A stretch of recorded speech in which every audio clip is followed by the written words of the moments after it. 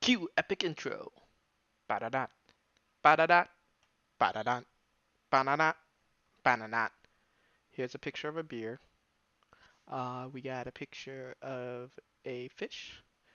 This is a fish. And we got a picture of a dog on a stool. And we got a picture of Sean taking pictures of a. I'm just kidding. That's not the actual video. Um, so here's the actual video. Enjoy. Hey, so I finally got all the footage together from the trip that my brother and I took last spring. Um, we spent 2 weeks in Asia, from going to Tokyo to Vietnam to Hong Kong, and it was an amazing experience. Now, bear with me, this is a 2 hour long video, but it has everything that I was able to capture. There were a couple incidents where my camera uh, card caused a couple corrupt files, so I did lose some footage. And another thing is the audio was dampened by my phone case, which really sucks because that means you won't get to hear everything clearly, and that I'll have to explain most of it to you guys as we go along. Bear with me, it's about 2 hours long, so just enjoy. So here we are at Chicago International O'Hare Airport, and that's our plane right there. It's a Boeing 787 Dreamliner. That's gonna take us to Narita, Japan. Long flight, but it was really painless because of the upgrade into business class. We had all the room in the world. We had little TVs in front of us. The food, we were fed. They kept the lights dim so you could sleep actually. Other than that, it was just a jet lag that was the worst part, getting off. But yeah, a little backstory to this trip. My brother and I, he came up to me one day and was like, "Hey, you want to go to Vietnam?" I said, "Yeah, let's do it." So, we planned it out a year, and then a year turned into 6 months, then it turned into 3 months, and then before I knew it, he was picking me up and we were heading to the airport. And little did I know I was about to have the best 2 weeks of my life. I had high expectations for this trip, and honestly, everything I could ever imagine came out of it. It was amazing.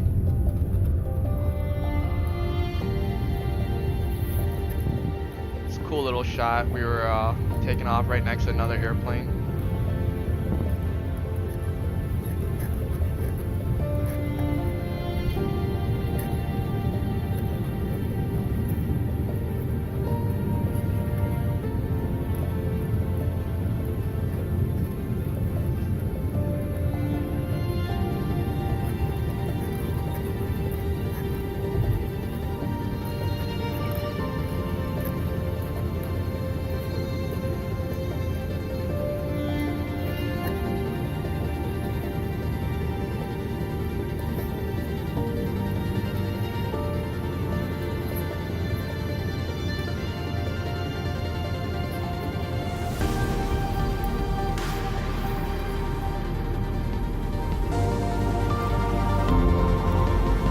You can see the city of Chicago in the background there.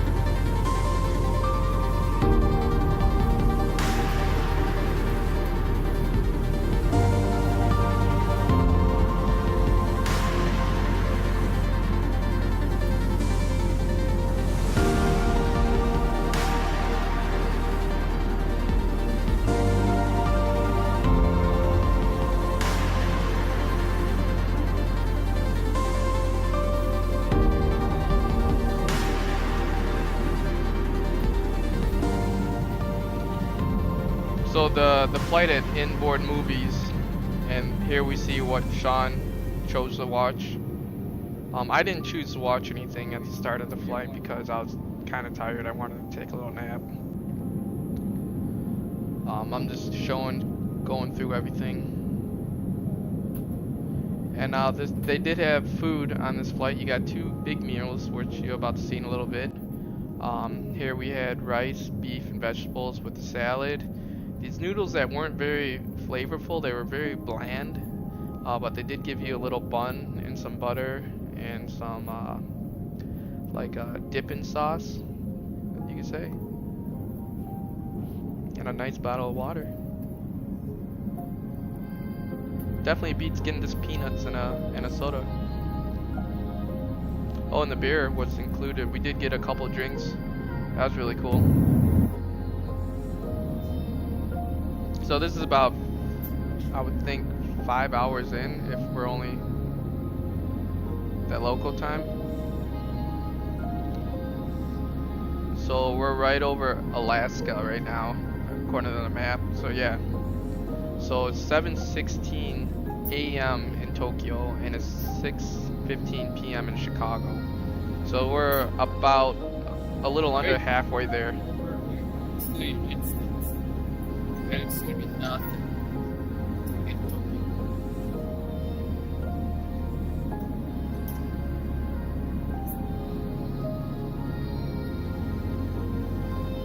Yo. So here we are. We're coming on to land in Japan. We still got to do a pad-in back to the airport, but this gives you the first sight of land of Japan, which was really cool. From up here, it doesn't look any different than like if you were flying over Wisconsin, really. To prepare for landing, please close your tray table and put away carry-on items. Place So your we're seat about in the original upright position. 18 miles away from the airport, We will now collect if I'm any correct. items you wish to discard. And we're just circling around, waiting for our turn to land at the airport.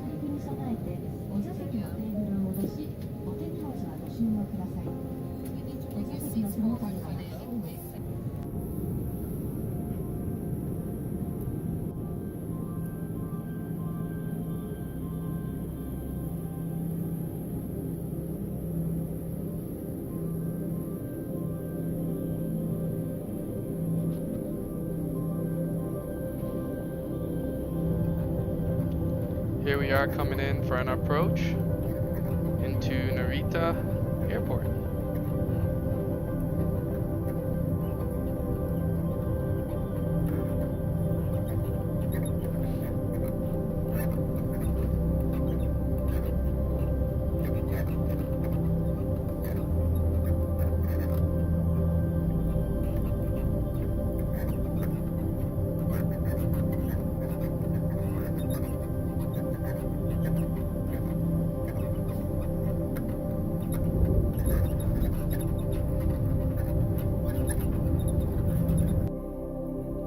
Getting off the plane, we're gonna head into immigration, which ended up being crazy because there was like 10 planes that landed all at the same time from international flights, and they had nothing set up to handle all of us.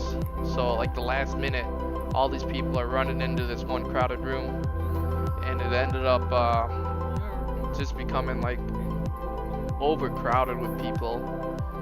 And of course, you know, we don't know the language, so we're trying our best to, you know, figure out where to go and how to handle it. Ended up making it through the immigration, alright. Probably the easiest immigration we went through on the whole trip. And then we made it through customs, and here we are in the train station underneath the airport buying our tickets to Tokyo. We're gonna head to the Shinjuku district, is where our hotel was. So we're taking a bullet train, and here it comes.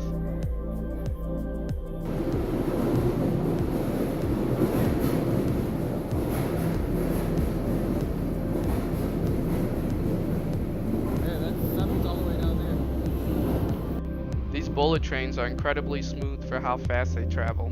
You do not feel a single bump.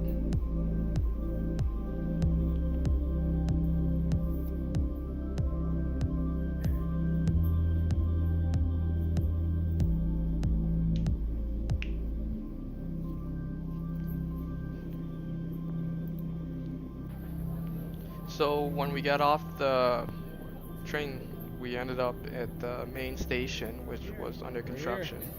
But this is probably around 7 o'clock at night. You can just see there's a lot of people out. Tokyo's Across a the big night road. city, so everything, all the fun happens at night, it seems like. This is the main street down the Shinjuku station. That's gonna lead us right to our hotel room, or actually our hotel building. And then you can just see all like the places that are open, and one of the busy streets here we had to cross.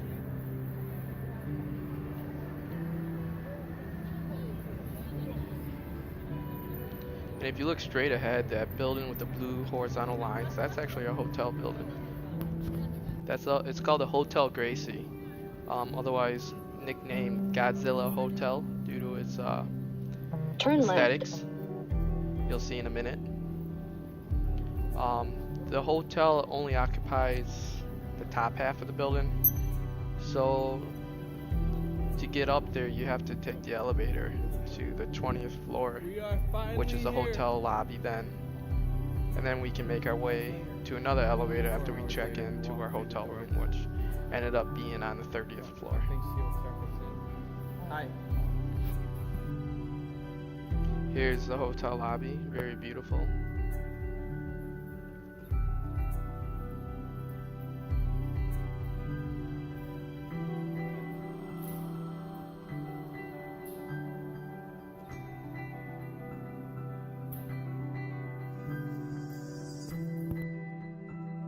The view from the hotel room was spectacular. You can just see how big Tokyo really is in this shot. I mean, sorry about the glare. So here we are in our Godzilla hotel room. I'll give you a quick tour of our amenities. So here, you got a sink. You got a nice little sink area. Got a nice little TV. Little lamp here, phone. Some storage space. Little mini fridge even.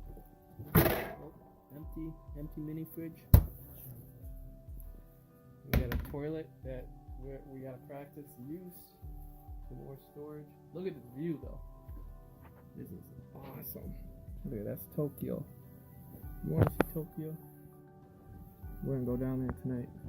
Get some food. Come back up and get some sleep. 2 little beds. I don't know if it's not really good. The most comfy.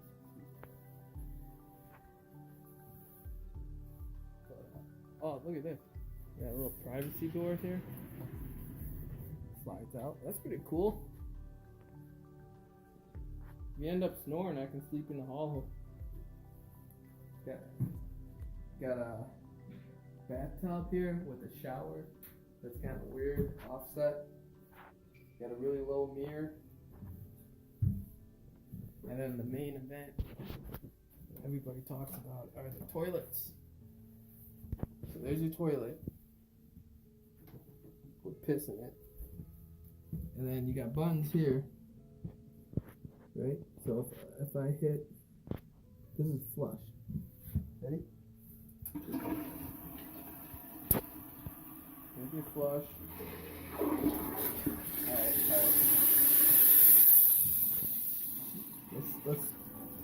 This one's for Sean. Looks like a nut sack. Looks like it's gonna spray your nuts. Push that button. I don't think it works. The nut sprayer does not work. The nut sprayer. Oh wait, I gotta hit this button. I think. No. Water pressure. We got a broken nut sprayer. That sucks.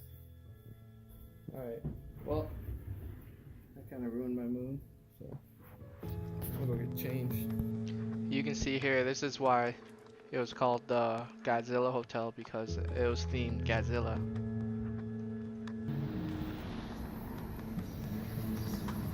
So that night we decided to go get something to eat at this restaurant that my brother wanted to go to, and the thing was, he really did not know where it was. He had a brief description, and somehow after walking 10-20 miles, it felt like we finally found it. Bamboo Grassy, if anybody ever goes to Tokyo, it's amazing.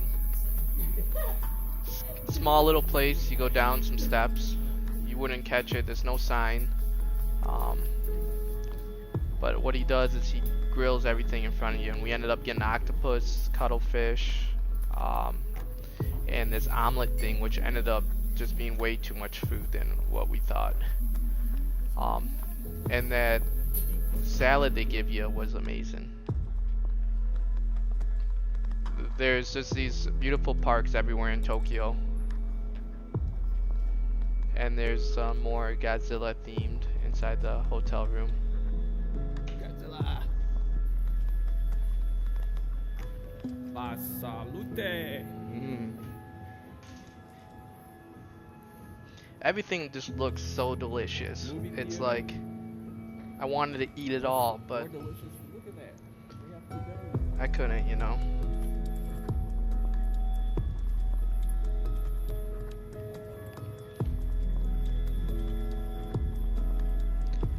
All these shops are underneath the hotel right now, so we're actually underneath that big building, and we're coming out to the street. This is on our second day in Tokyo. We decided to visit the Asaku Market. It's a district in Tokyo different. You got cars for on the their street. older heritage. You'll see like with the temples and stuff. Wow, look at that. Alright, really. On the way, we decided to stop at this 24-hour noodle joint. We really didn't sleep much because of the 24 jet lag. So this is like at 6:30 in the morning. And in America, you would never find a 24/7 noodle shop, but you know, that's one of my dreams, and I found one here. I didn't get any picture of the food, unfortunately.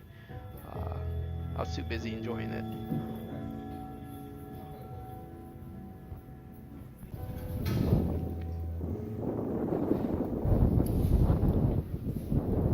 So the great thing about Tokyo is the underground subway system. It just connects everything.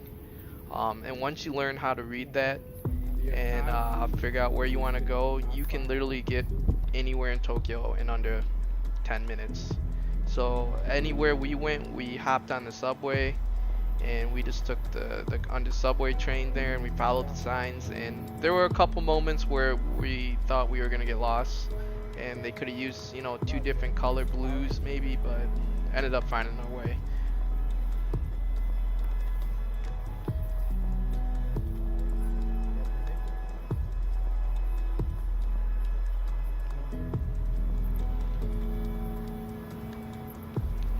So that's the Sky Tower, I believe it's called. It's the highest point in Tokyo. We did not go up there because of the time constraint that we had on this trip, but we did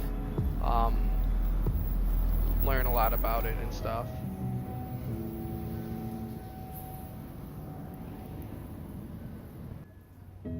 So here we are in the start of the Asaku Market.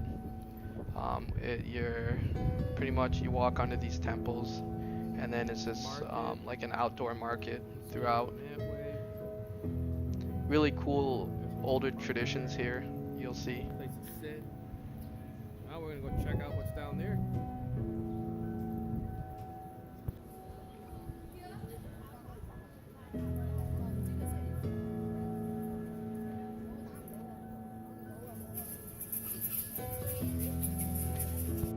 So we did this fortune thing that you're given these sticks that have these symbols, and you find the right drawer that has the same symbols, and you pull out this piece of paper.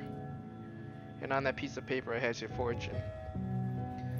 The fortune I got was number 12, and it said, "When spring comes, willows are in bud.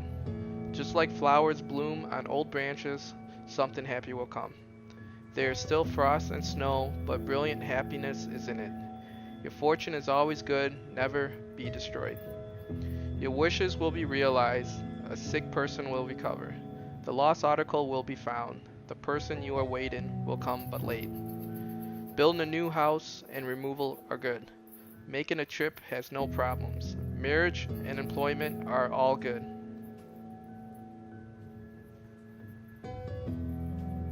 And then we had to find my brother's. He had a little bit harder symbols to match. I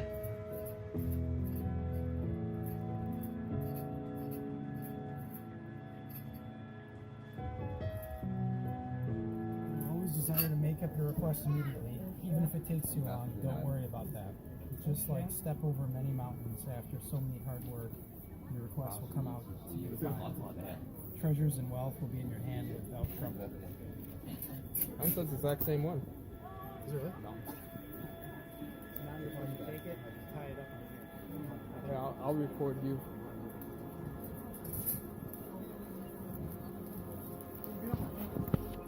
I'm not doing this wrong. Don't mess it up, otherwise you're gonna have bad karma.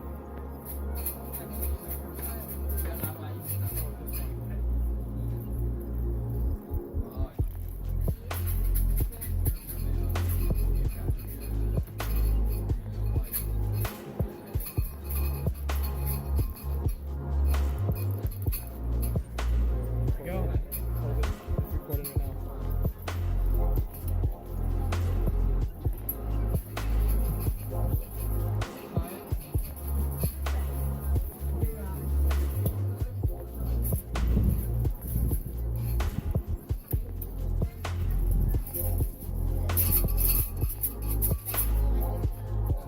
Oh, that's not coming true.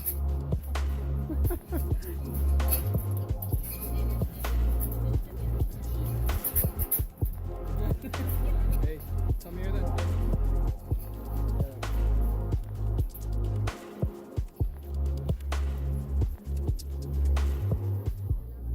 It's hot.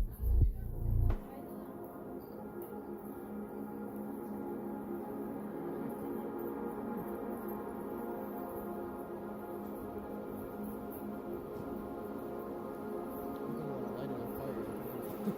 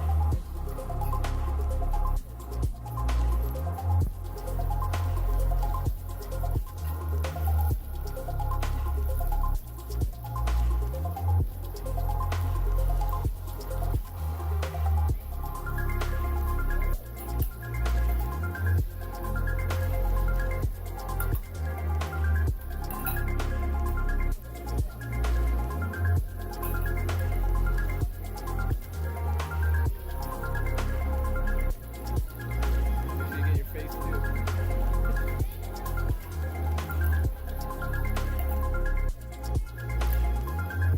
Now we have been blessed enough to walk into the temple.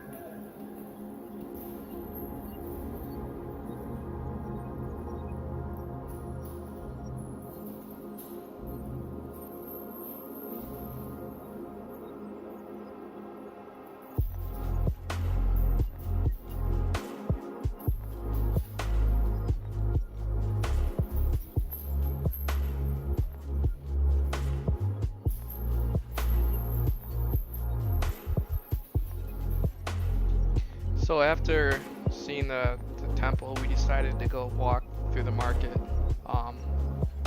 Saw really some neat stuff, you know, the Owl Cafe, which we didn't end up doing.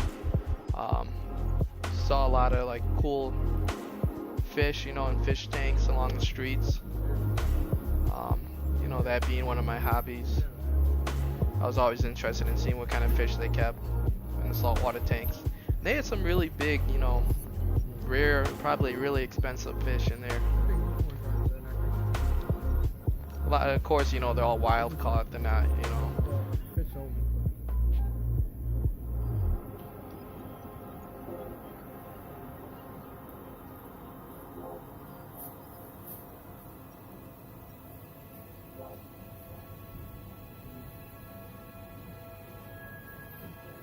I know some of these are really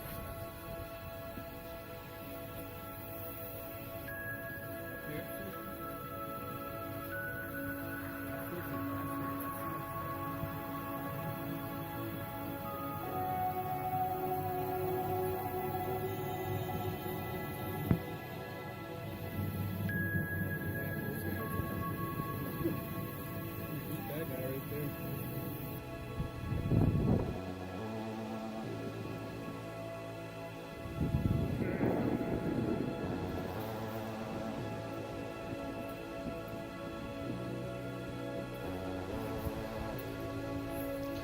And then the next day, we decided to go to the fish market. This is on the way we stopped. They had a bunch of these little fish stores open. But here's the fish market. You can just look at everything. It's amazing. It's a big tuna, it looks like. Look at the size of that tuna head. Massive.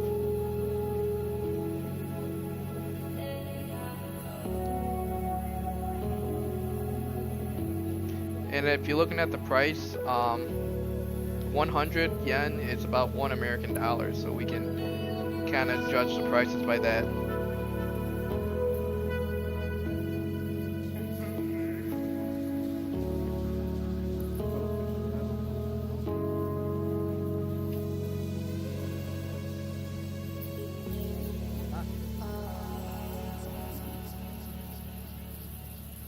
I think I get here and I can see, ask this guy if I can watch him.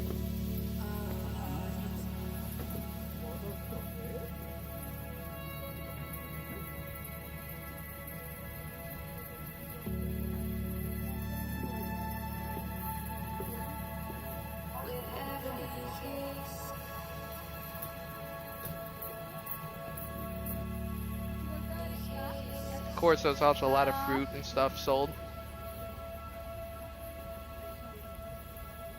Greens, broccoli. They pretty much had a little bit of anything you could eat. Yeah. And it was crowded. Very crowded.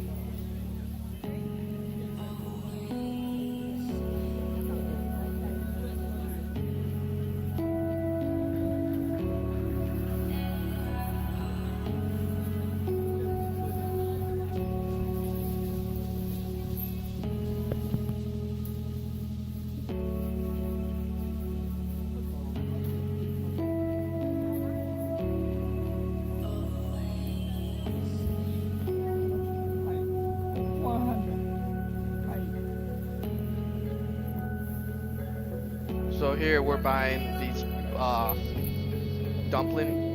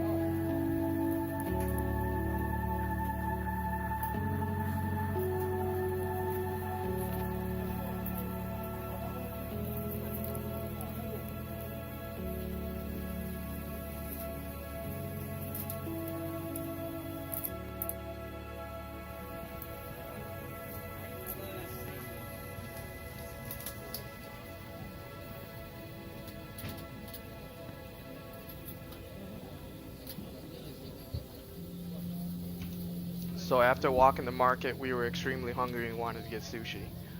And the best place to get sushi in Japan is right at the fish market. So we found a restaurant that had no line, and we went in and we sat down. We were greeted with the most respectful greeting ever.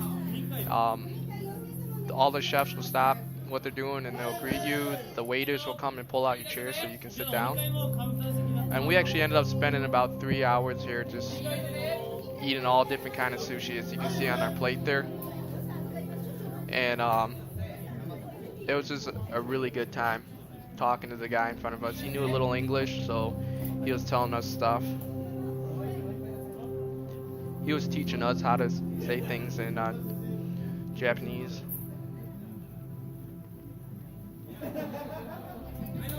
But honestly, it was the best sushi I've ever eaten.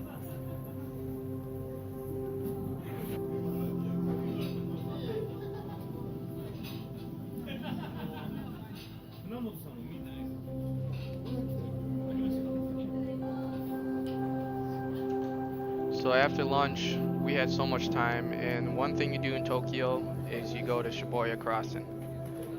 And this is that infamous crossing from, you know, all the box office hit films.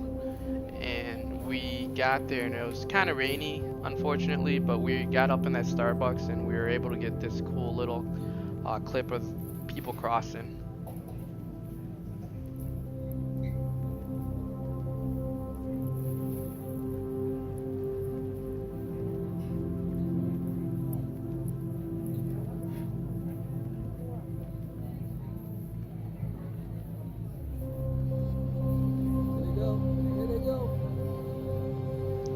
Of course, this isn't like at rush hour where it's like the most people that will be there, but it was kind of cool seeing that many people cross that intersection at the same time.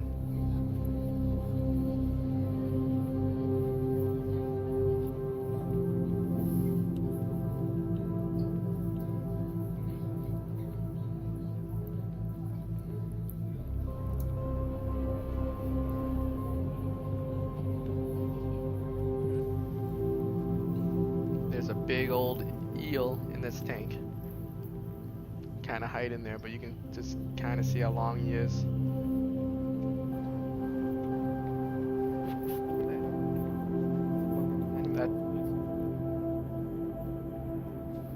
That's probably like close to $2,000. So all throughout Tokyo they have these vending machines. In these vending machines you can get anything, and if you get a coffee it actually comes out hot and like inside a can.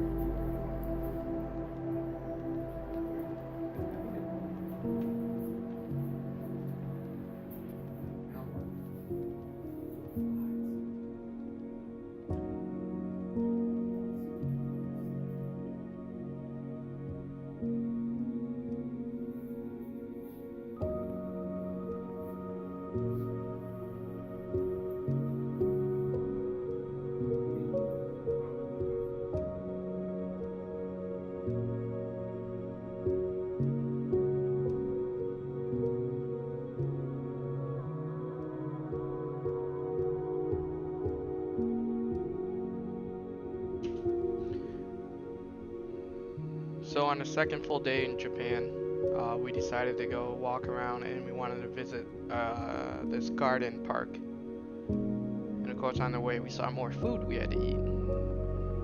These things were delicious. It was like a crepe filled with whipped cream and bananas and whatever you wanted to put in there.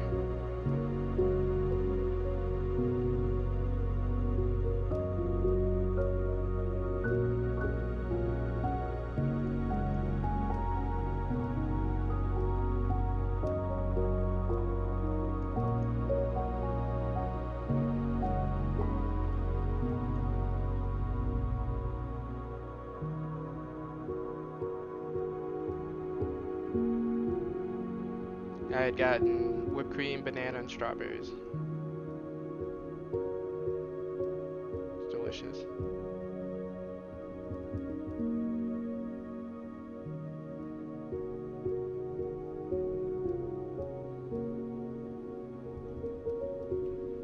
So we only had to walk, I'd say half a mile to get to this park, which was crazy because you're in the middle of a city that's just humongous, and then you find this park, which is huge, and it's got all this trees and all these cherry blossoms and all this empty grass and stuff.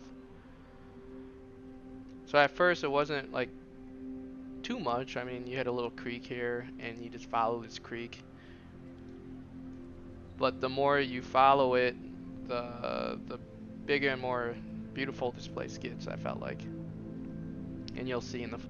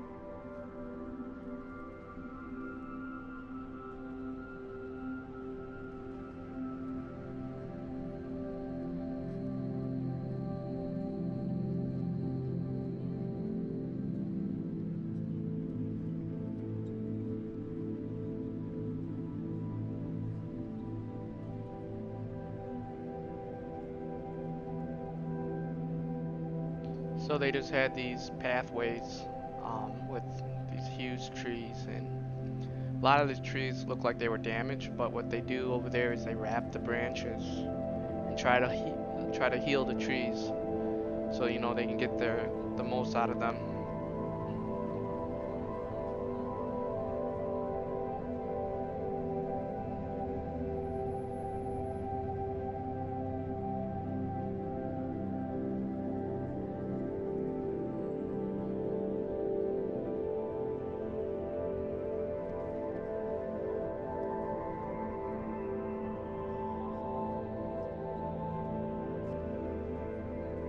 And here they had these beautiful ponds that were filled with koi.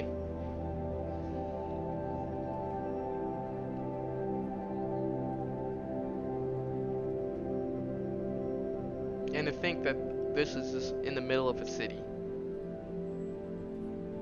Like, you can't see it right now, but there's buildings all around us.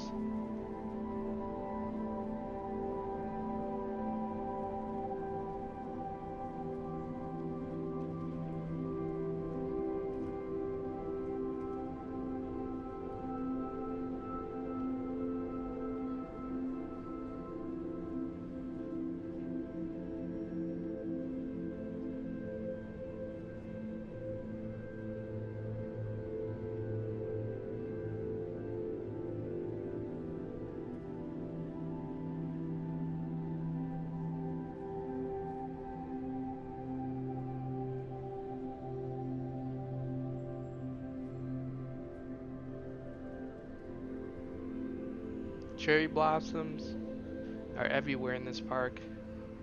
They weren't as, you know, beautiful as they could be because it wasn't that time of the year yet, but they were still amazing.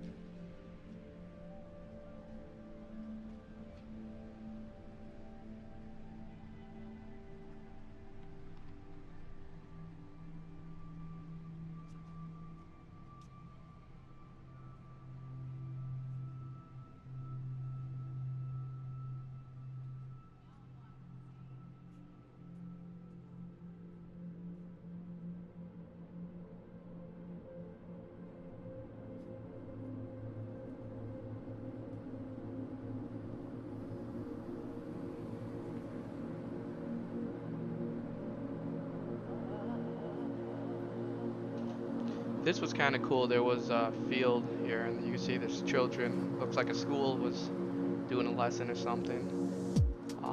And just how big this park is in the middle of the city is amazing.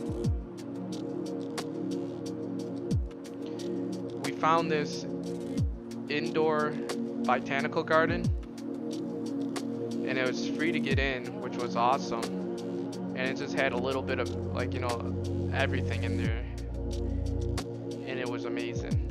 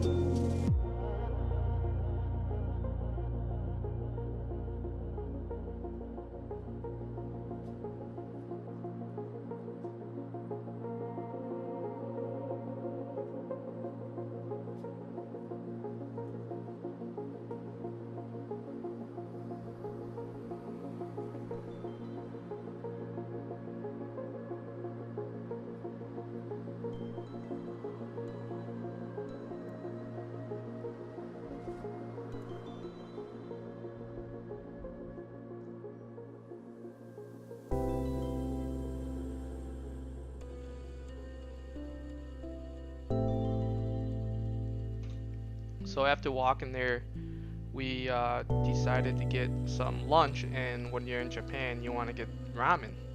So we ventured out to try to get the best ramen that we could find, and we ended up finding this place down this alley called Ramen Naga. And we just walked right up into there, and we got kicked out instantly. Didn't know why, and then we found out we had to wait in a line. There was about 5 people in front of us. We didn't see the line because the line was down an alley as well. So, you know what, we waited it out about 40 minutes in the middle of the sketchy alley here, just to be able to go up into this place called Ramen Naga. And here you go. And you can see this is where we got kicked out. And now we're waiting in an alley.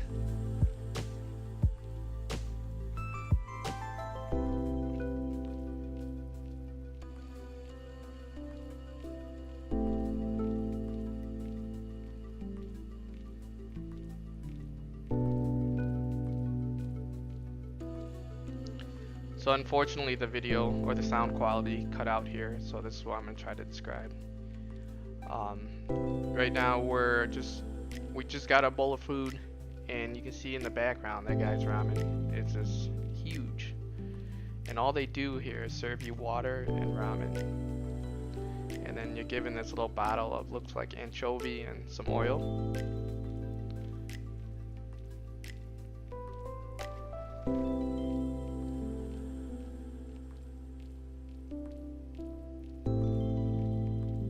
See how crammed it is in here.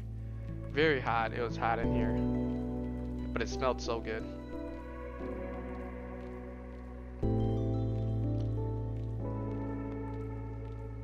So when we finally got our food, it just looked amazing. You can see the beef in there, the seaweed hanging out like that, the egg floating in there. Very delicious. Probably the best ramen I've ever eaten. Look at those noodles.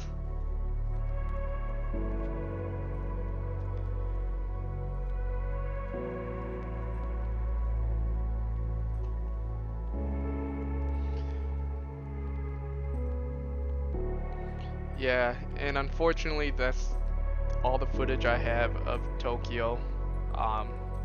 There's way more crazy adventures we had, but like I said, I lost a lot of the footage. But yeah, let's just say the walk back to the hotel there was very dangerous because it hit our stomachs so hard.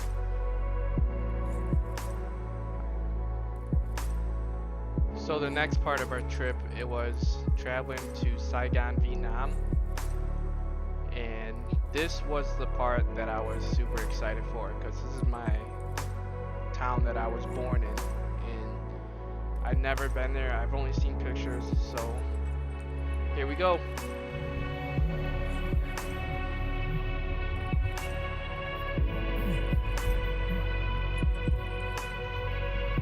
I'm not gonna lie to you, but the first time we pulled out onto that highway and seeing all those mopeds and all the cars and how everybody was just driving was very scary.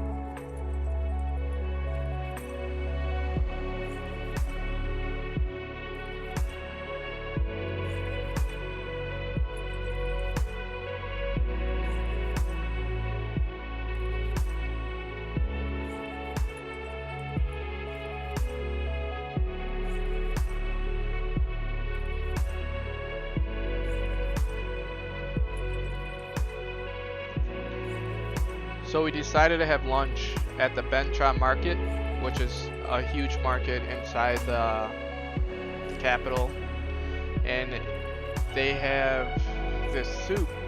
Actually, it's called pho, and it's like beef broth with different kinds of beef in there and just some vegetables, and you'll see by the picture. So you're given your bowl of soup, and then you're given like a plate of green basil, bay leaves and stuff, and then bean sprouts. And then we had another little plate of peppers, and holy shit, are those peppers hot. You don't want to mess with those peppers, I can tell you.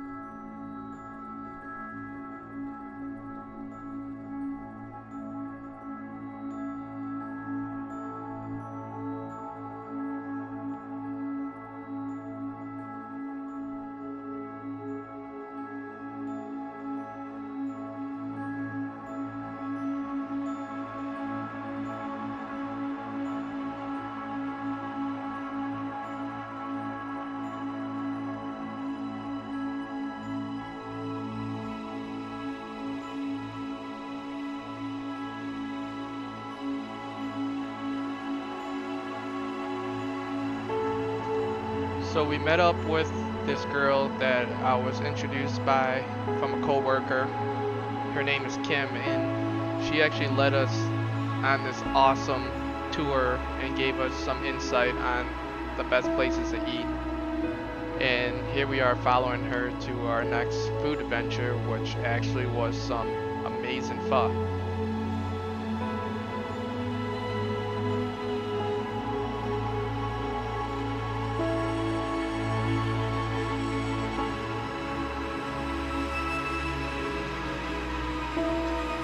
And if I remember correctly, this was a few days after the New Year in Vietnam.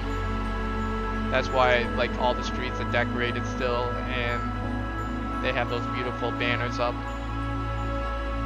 This is the post office, the famous post office.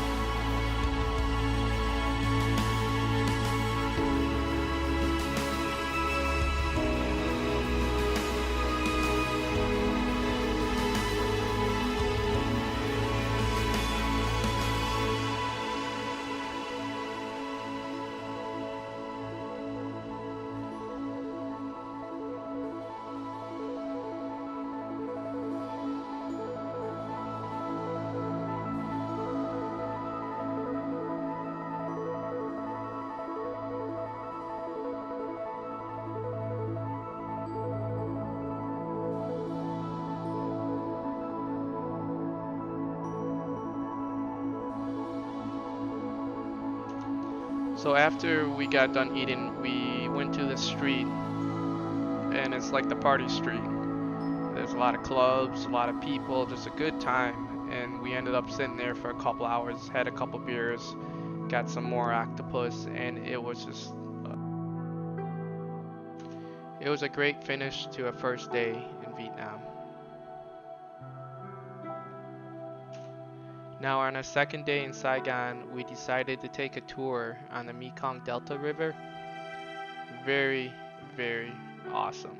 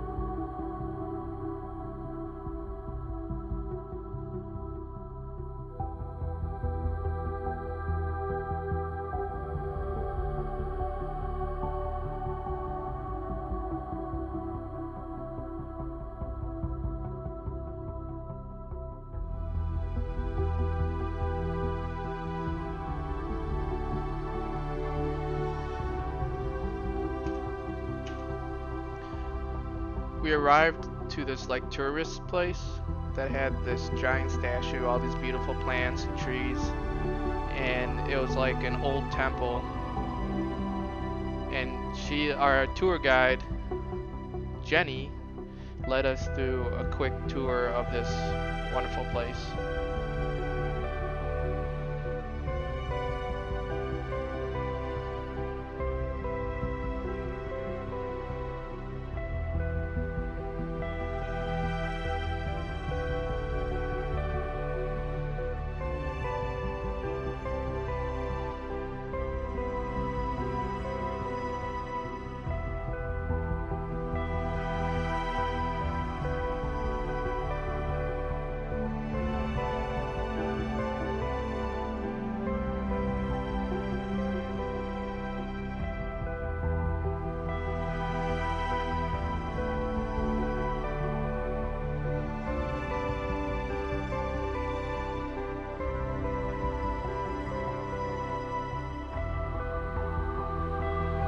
I thought this was such a cool shot with the light coming in through the roof right over the incense.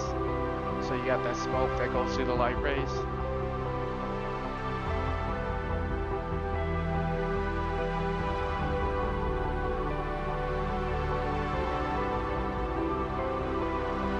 So here's a dock that's going to lead us onto the boats. These boats were taken to the Mekong Delta then. This is the Mekong River that we're going to be traveling across.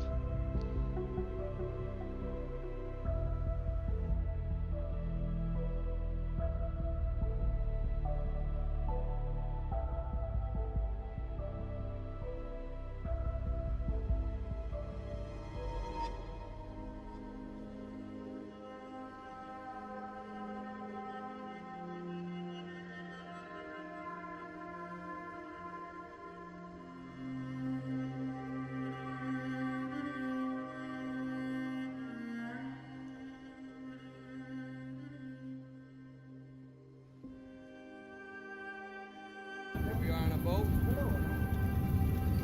heading to an island. I forgot what it's called, but we're heading there. Mekong Delta. This is the Mekong Delta River. We got boats everywhere. Boats and hoes. Boats and hoes. Look at that. Yoyoke.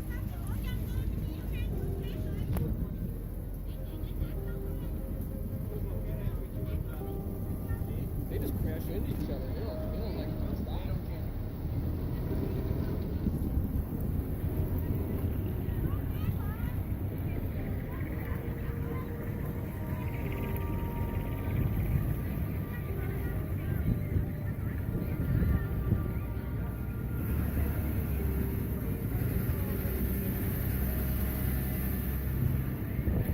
Oh, look at that.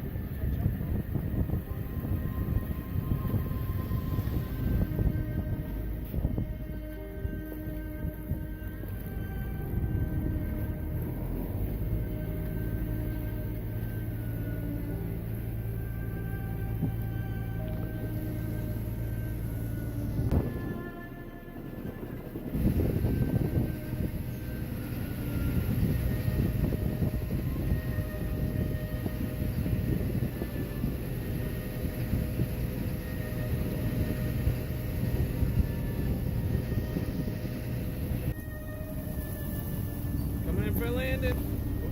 And we're gonna go rock and landing.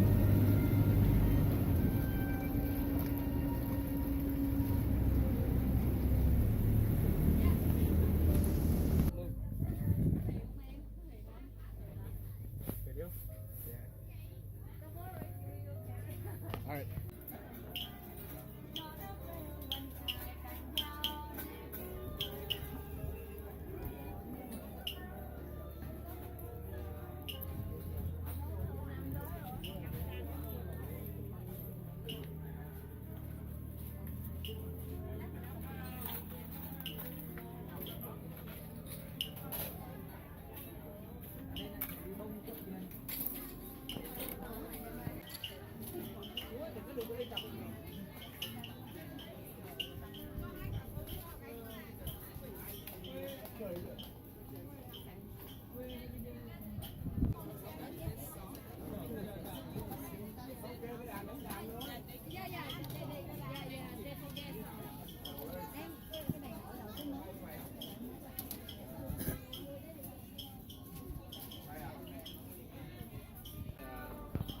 Small boat and it's a fashion and the girl or the boy driver is the food.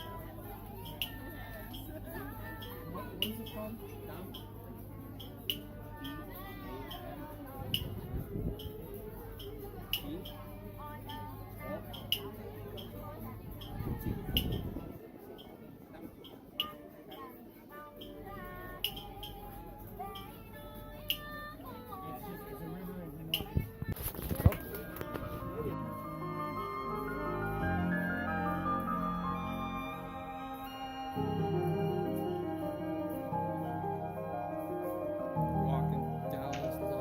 So here we're walking down a path to get to this launch dock that has these smaller boats that are going to take us down the delta.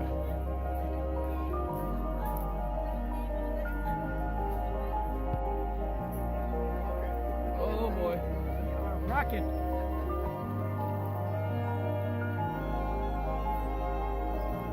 This is not like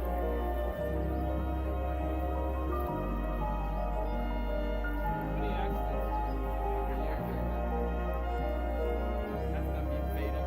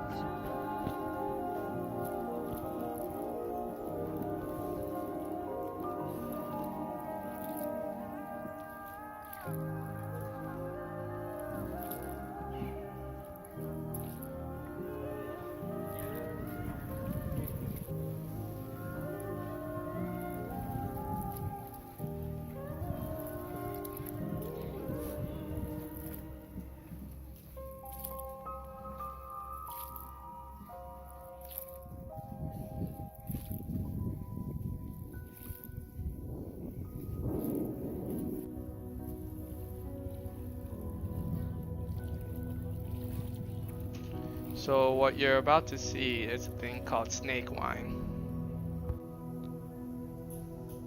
It's a snake in wine.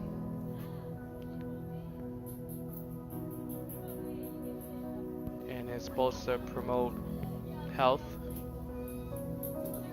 This one's got a cobra and a scorpion in it.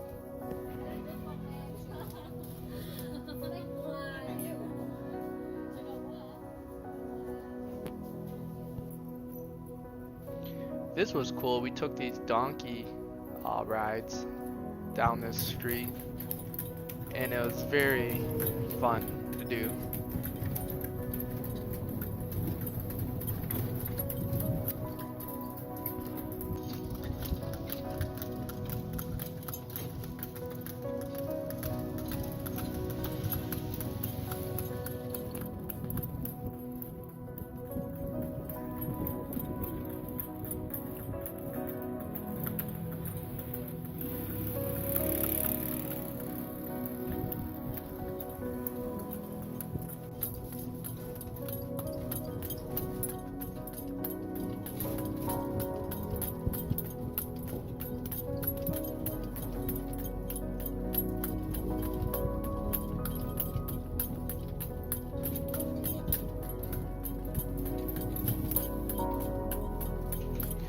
And once we were done riding this donkey down this path, we were greeted with this amazing lunch that was cooked by the local people.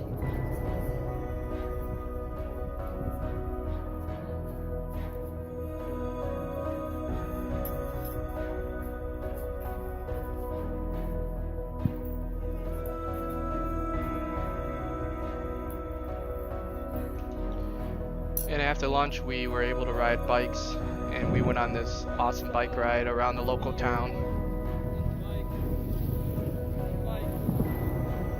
Keep your phone to you. Here we go.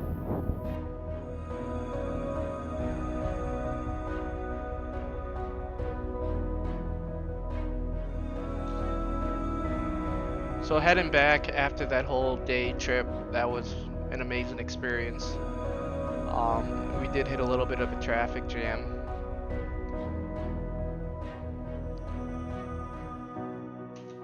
So one of the issues that we faced when we got here is these street crossings. Like, how are we gonna be able to cross these streets? We see people do it like it's nothing, and then when you get out there, you're like, alright, you just freeze. Well, the trick to it is just to go and don't stop. The guys on the mopeds will just swerve around you, so it's pretty safe, to be honest.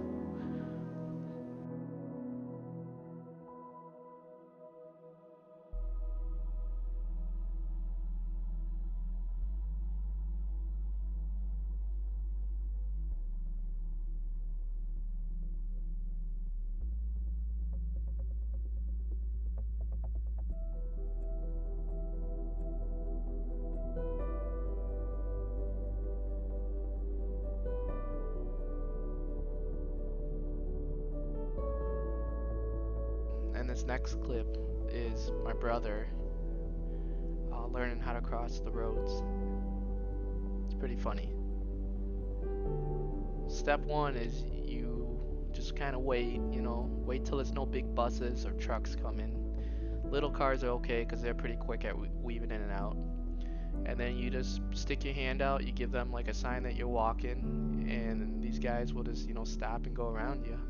It's crazy, just like that. So later that night, we met up with Kim and her sister Ann, and they took us out to this restaurant, which is like a hot pot. So we started with this meat that was sitting over this grill, and then it turned into a bowl of broth, and then we threw the noodles and the lettuce and the spinach in there, and it just turned out to be one of the best nights of my life. It was delicious, the food, the company. I remember after that meal, I was just so tired. I was falling asleep in the taxi ride back to the hotel, and I remember when we got back to the hotel, I just passed out. So here we are at the Vietnam War Museum. There's going to be a lot of information in the upcoming videos that I just kind of recorded, and if you want to take time and read it, just go ahead and pause the video and you'll be able to read it then. But it's a really cool place. There's a lot of bias, against the Americans because it is Vietnam. But it's really interesting to see everything from their perspective versus, the American perspective and the whole war.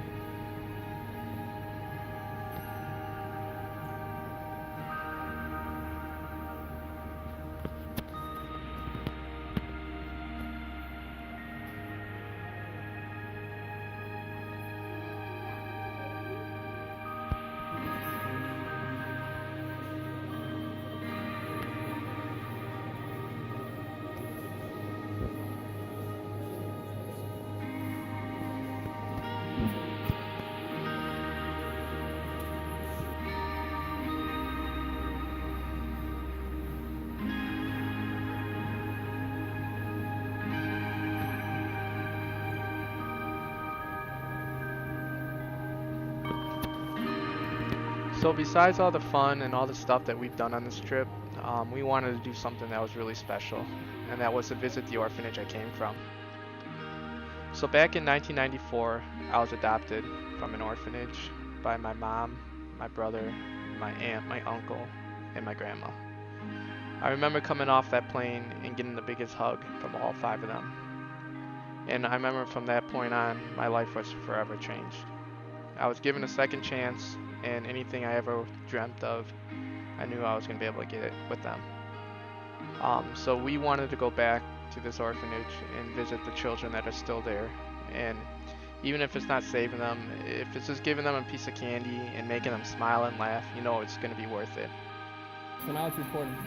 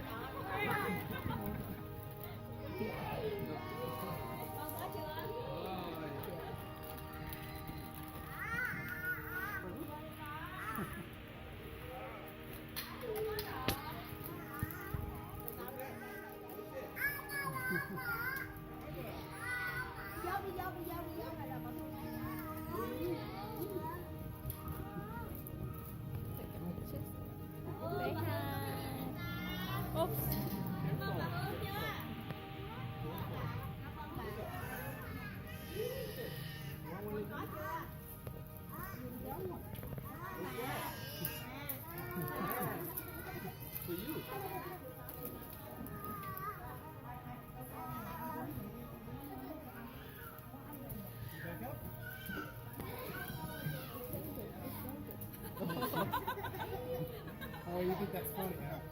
No.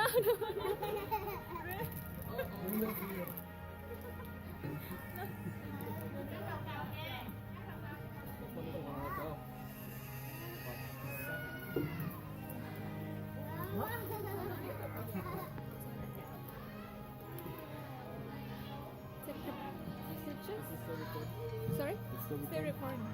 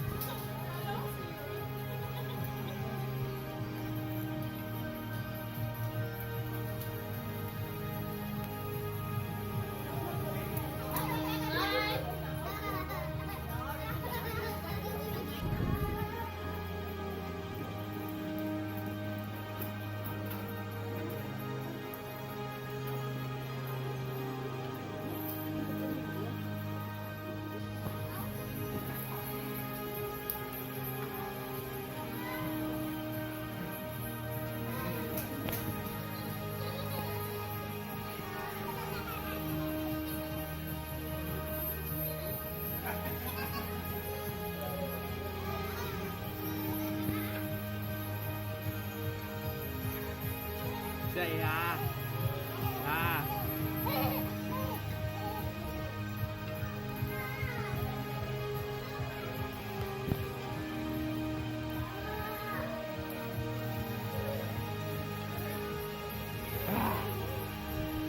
Hey.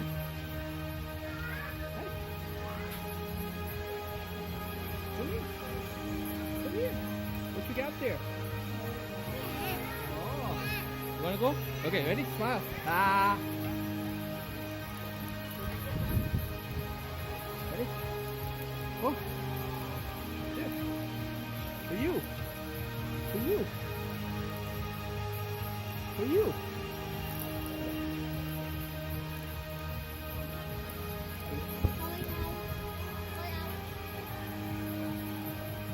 Oh.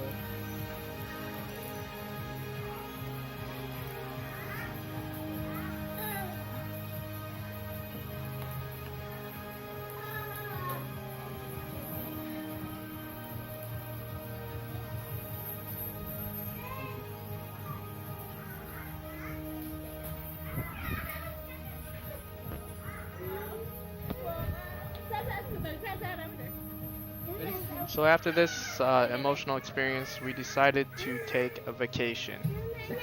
And that's right, we did a vacation within a vacation. We went up to Halong Bay and we just relaxed.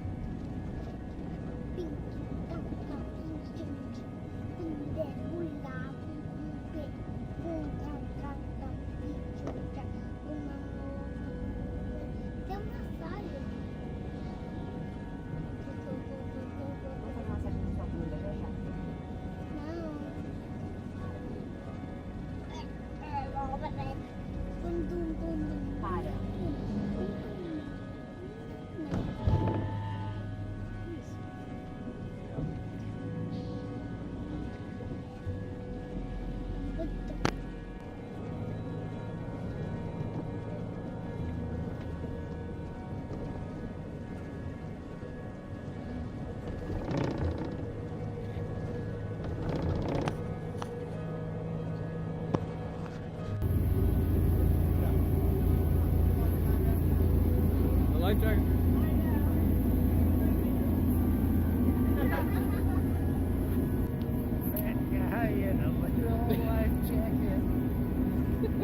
It's a little life jacket.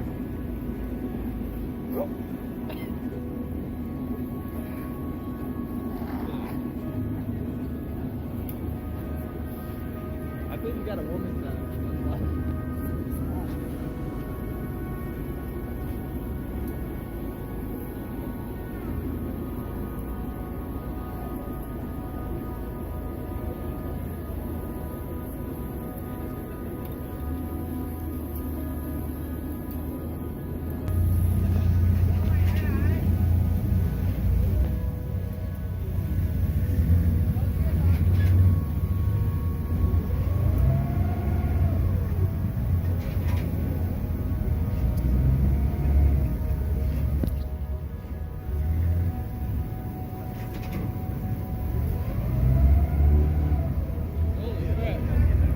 Hey!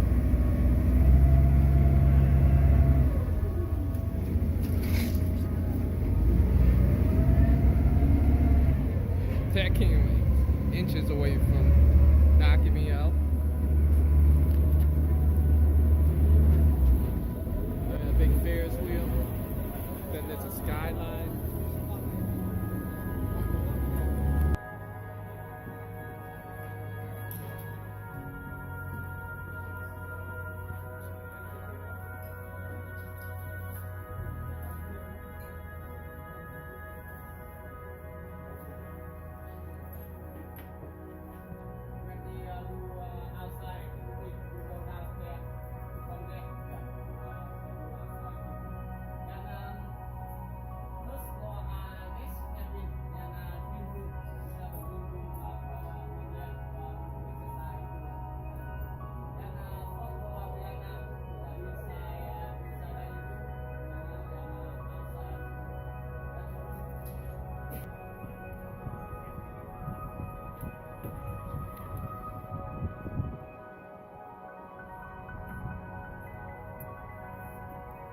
you doing, Ken?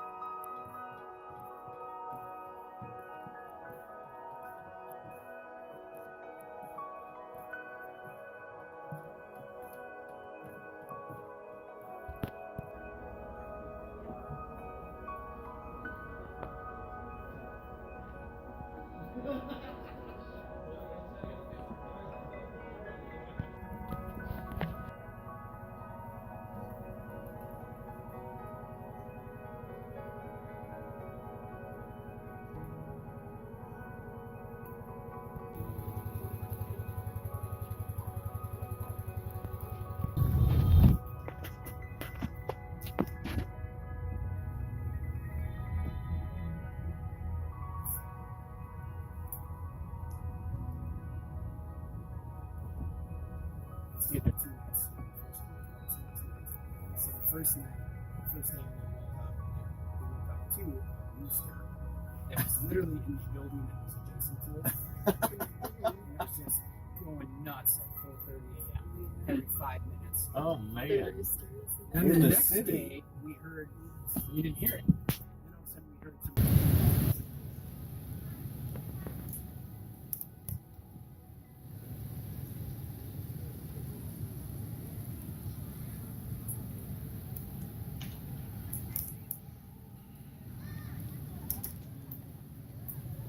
So after an amazing time in Vietnam, we decided to end our trip, visiting Hong Kong. We met up with a family friend, Poon, and her daughter Esther. Tốc độ nó cùng nhau ra cùng nhau khi đây là tốc độ mạnh, chả gặp cái gì tí nó đông nó thành to rồi đó. I'm very happy you both come in visiting us. We're happy to come visit you too. You find American, you go to the American. Thank you, Sandy and Michael. Yep. If no Sandy and Michael, we are not together. Yeah. Sandy and Michael always are my family. Yeah. You both is my family.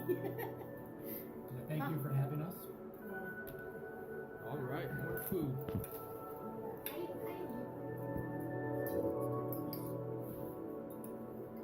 So, cheesecake straight from Japan.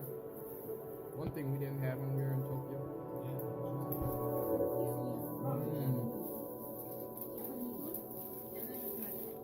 Delicious. What's that? More cake. Yeah. I know American boy like cake. Very good selected.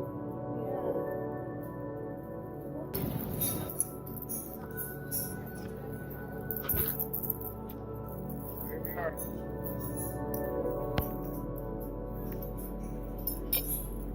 What do we have for breakfast today?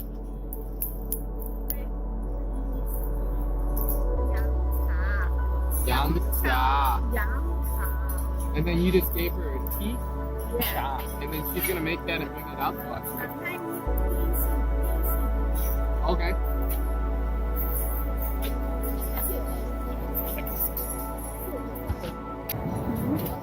But I don't. Right.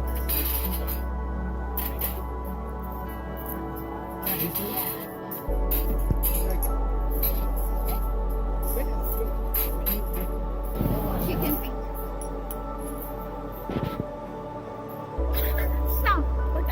Chicken finger for breakfast. Hear that? Want to eat some chicken fingers, huh?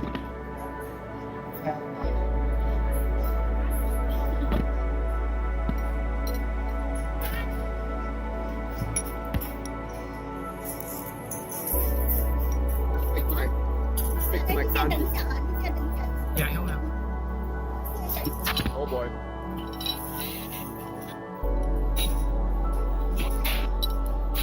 It's like a little hand.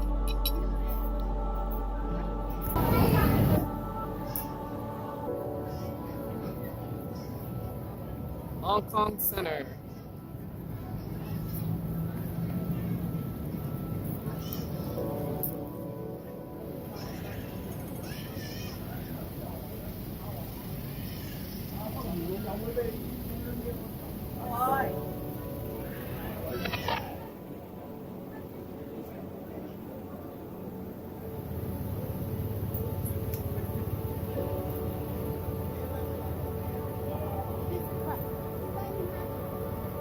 Chinese market.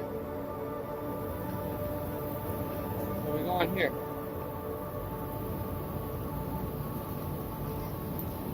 Go ahead.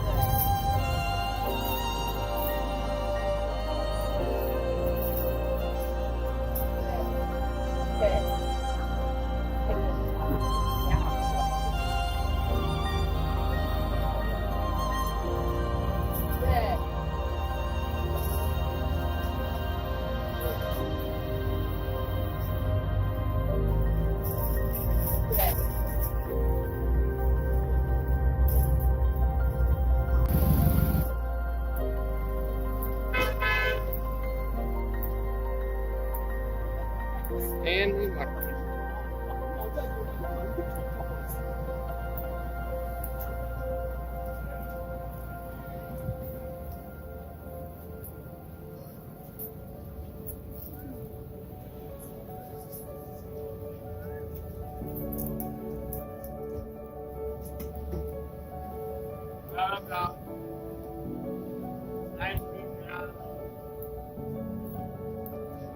Stanley Markets.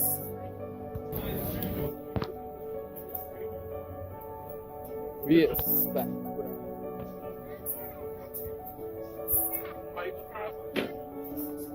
BBS.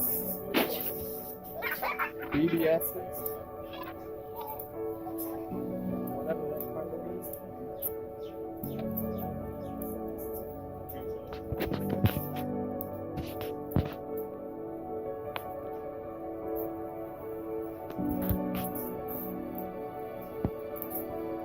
Eggs. Jimmy Choo. Buy one, get one free. All items. Oh man, it goes all the way back. This way. Look at the dogs. Dog. There you go. There's the one for you. Let's get it.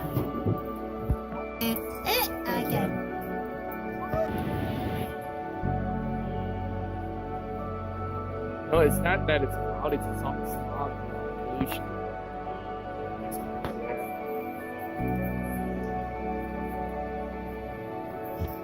As many Teslas as there are here. This is the peak.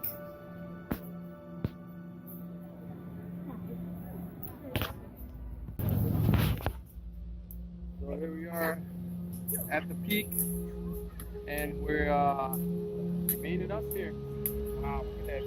Look at that.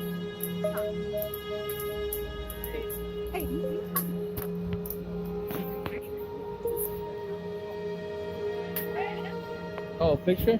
Sorry.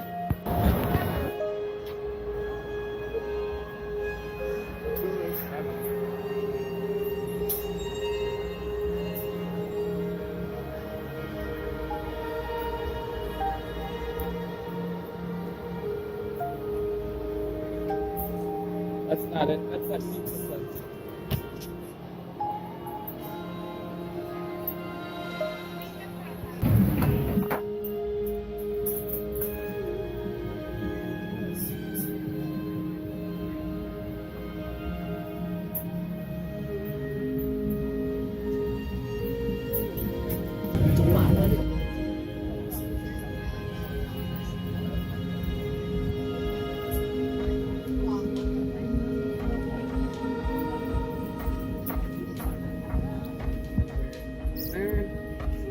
Rolls Royce.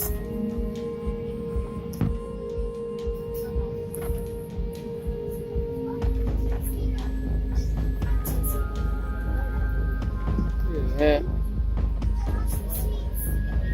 Rolls Royce.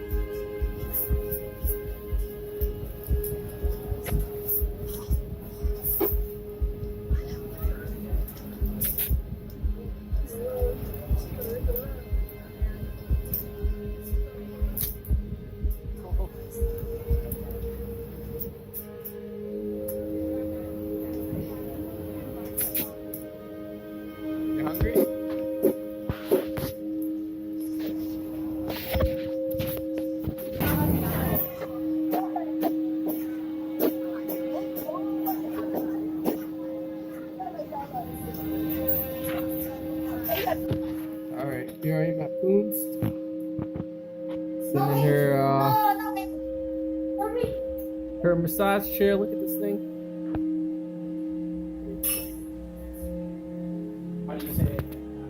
And we're gonna go ahead and fire this bad boy up. So you turn it on, lifts up your legs.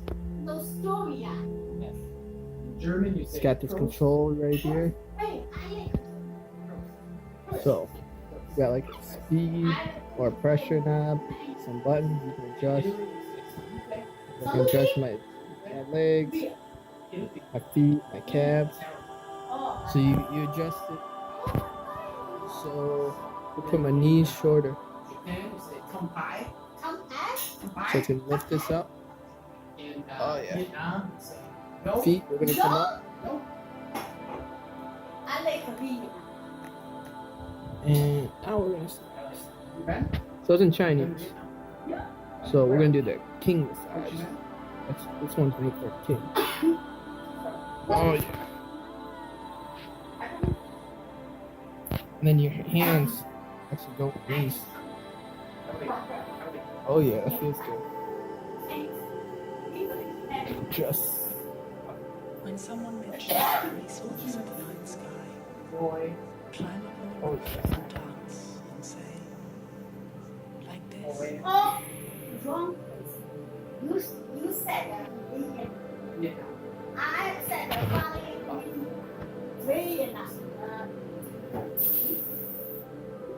I said this. This is what's up.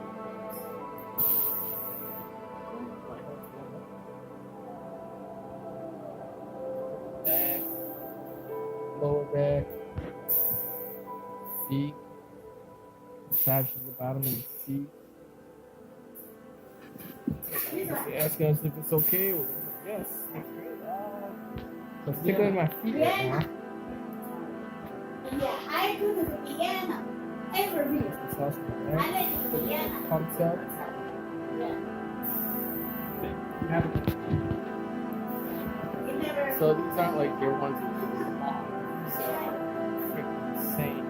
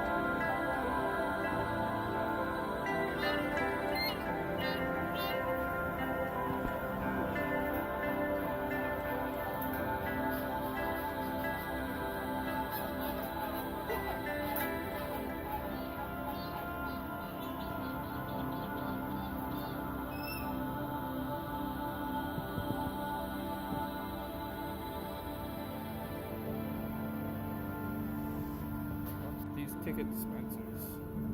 So you just tap where you want to go, and it asks you for $14, and then you can do like 44 of them, $58. Now it suspects it wants some money,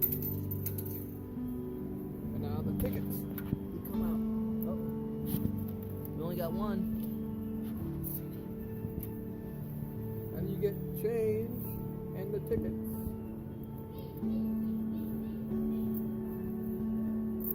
Got it?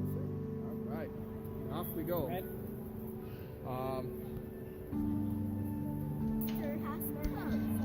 We ended our final night in Hong Kong with Poon's son taking us to an amazing restaurant, and he bought us all dinner, and it was just an amazing time.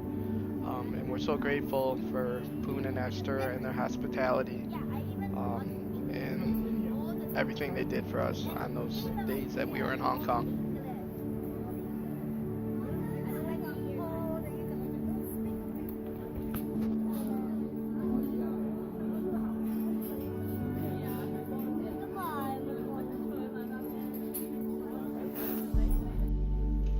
So with this vacation wrapping up, it was an amazing 2 weeks going from Japan, Vietnam to Hong Kong.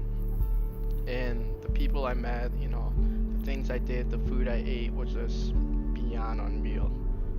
I want to give a special thanks to my big brother Sean for making this all possible. And there would have been no one else I'd rather have taken this trip with and shared these moments with than him.